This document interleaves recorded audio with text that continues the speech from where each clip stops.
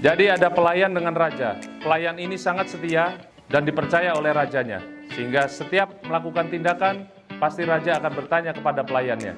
Suatu ketika, raja dan pelayan berburu di tengah hutan. Raja sebenarnya agak khawatir, tetapi pelayan selalu menyampaikan bahwa Tuhan itu maha baik, Allah itu maha baik, rencananya pasti sempurna. Mohon maaf yang tidak bisa melihat saya, apa saya mundur? Saya turun? Cukup, terdengar suaranya yang penting ya. Tuhan itu maha baik, rencananya pasti sempurna. Karena ada keyakinan dari pelayan, dan pelayan ini adalah penasehat yang sangat dipercaya oleh raja. Raja memberanikan diri terus masuk ke dalam hutan.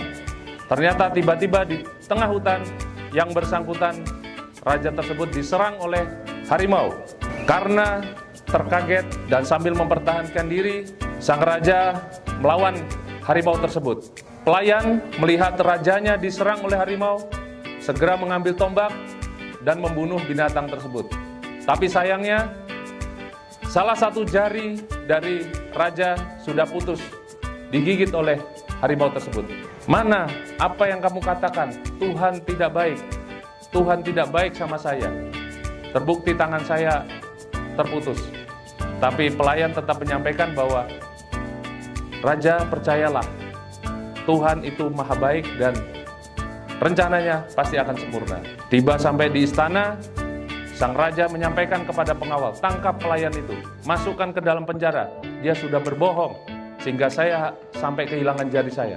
Tetapi pelayan tetap dengan rendah hati, dia setia, dia masuk ke dalam sel, dan dia tetap menyampaikan, Raja, tetap Tuhan maha baik dan rencananya pasti akan sempurna. Karena pelayan sudah ada di dalam sel, raja tetap berkeinginan untuk berburu lagi. Dia masuk ke dalam hutan sendirian. Begitu masuk, dia udah mempersiapkan untuk siapa tahu diserang lagi oleh binatang buas. Ternyata sang raja ditangkap oleh kaum primitif atau kelompok primitif. Ditangkap yang bersangkutan dan hendak dijadikan tumbal. Dibawa masuk, dipersiapkan. Tanpa sadar, mereka baru melihat, wah ternyata ini manusia yang tidak sempurna. Jarinya hilang. Akhirnya, karena merasa tidak mungkin memberikan tumbal yang tidak sempurna, akhirnya sang raja dilepaskan.